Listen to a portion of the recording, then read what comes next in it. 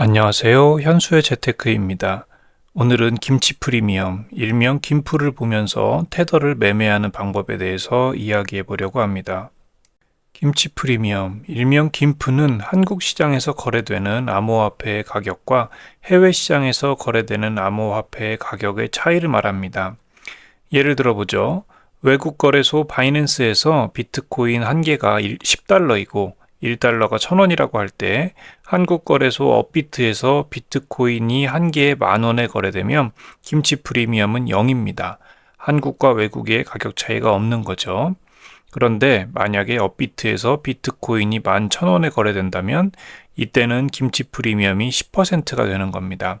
한국이 외국에 비해 10% 비싼 거죠. 만약에 업비트에서 9,000원에 거래되면 김치 프리미엄은 마이너스 10%가 되고 이런 경우는 한국이 외국에 비해서 10% 저렴한 상태입니다. 이런 경우는 역프리미엄, 일명 역프라고 부릅니다. 김치 프리미엄이 생기는 이유는 외환 거래가 자유롭지 않기 때문입니다. 위의 예를 다시 이용해 보죠. 한국에서 비트코인이 11,000원에 팔리는데 외국에서 비트코인을 사다가 팔면 큰 위험 없이 개당 10%의 이익을 볼 수 있습니다. 안 할 이유가 없죠. 이렇게 외국에서 비트코인을 사다가 한국에 팔게 되면 파는 사람이 많아져서 한국 비트코인의 시세는 내려갑니다.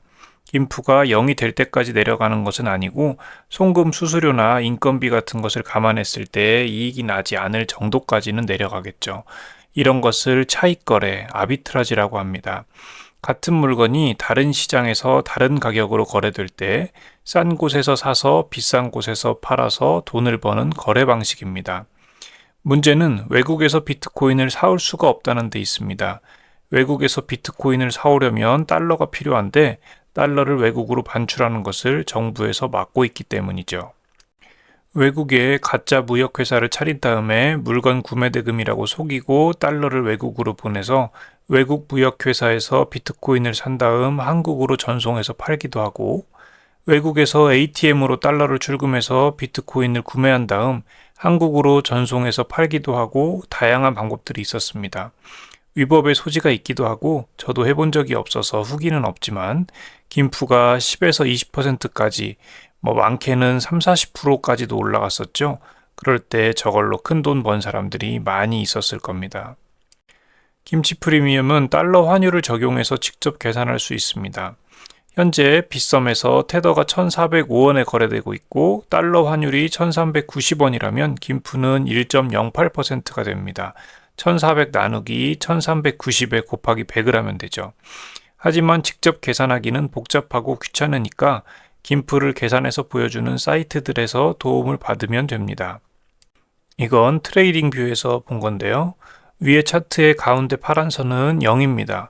예전에는 김프가 10에서 20%까지 올라갈 때도 종종 있었는데 현재는 많이 안정되어 1, 2% 선으로 유지되는 편입니다. 그래도 대부분 김프는 0보다는 높은 편인 것을 볼 수 있습니다. 김프가 낮을 때, 그러니까 역프일 때 구매해서 김프가 올라가면 파는 전략을 이용해서 투자할 수 있습니다. BTC나 이더리움 같은 코인은 자체적으로도 변동성이 크기 때문에 역프일 때 샀다가 김프가 올라갔을 때 다시 되판다고 해서 돈을 번다는 보장은 없습니다. 언제 올라갈지도 모르고요. 그렇지만 테더는 기본적으로 달러 환율에 연동되기 때문에 큰 변동은 없습니다. 역프일 때 테더를 사서 김프가 올라갈 때 팔아서 저위험으로 1% 정도 수익을 내는 매매 방법입니다. 테더는 상대적으로 변동성이 작지만 그렇다고 환율의 변화도 무시할 수 없습니다. 환율이 1,400원인데 테더가 1,390원이라서 역프가 왔구나 하고 돈을 넣었다가 환율이 1,380원까지 갑자기 떨어져 버릴 수 없습니다. 테더는 환율 하락에 맞춰서 1,370원까지 떨어져서 오히려 손해를 보게 될 수도 있겠죠. 이런 경우 활용할 수 있는 것이 일베 숏입니다. 일베 숏에 관련해서는 나중에 다시 영상을 찍어서 올릴 수도 있겠는데 간략하게 얘기하자면 역프일 때 바이빗이나 바이낸스 같은 해외 거래소로 코인을 전송한 다음 일배율로 숏을 합니다. 이때는 꼭 코인으로 코인 자체 숏을 해야 되고요. 숏을 하는 동안에는 펀딩비라는 것을 받을 수 있습니다. 펀딩비는 이자와 같은 개념으로 보시면 됩니다. 다만 펀딩비는 매번 변동하고 오히려 내가 남에게 이자를 줘야 될 수도 있습니다. 그렇지만 대부분의 경우는 이자를 조금씩 받게 됩니다. 코인으로 일배율 숏을 하게 되면 코인의 가치는 변동할 수 있지만 달러 가치 자체는 보존됩니다. 이후에 김프가 올랐을 때 한국으로 전송해서 팔아서 이익을 보면 됩니다. 단점은 전송 수수료, 거래 수수료, 전송 중의 시세 변화, 일배 숏을 하더라도 달러 가치만 보존되기 때문에 환율 변화는 해지할 수 없다는 정도가 있겠네요. 다양한 거래소들이 있지만 현재는 코인원에서 API로 투자하게 되면 수수료가 가장 저렴합니다. USDT 메이커 거래는 수수료가 아예 없고 테이커도 0.01%로 국내 거래소에서 가장 낮습니다.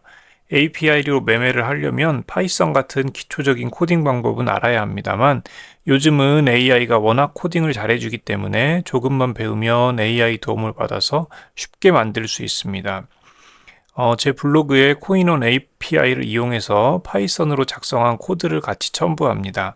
만약에 사용하려면 코인원 가입 후에 본인의 API 키를 발급받은 다음 env 파일에 저장하고 코드를 이용해서 거래하면 되겠습니다.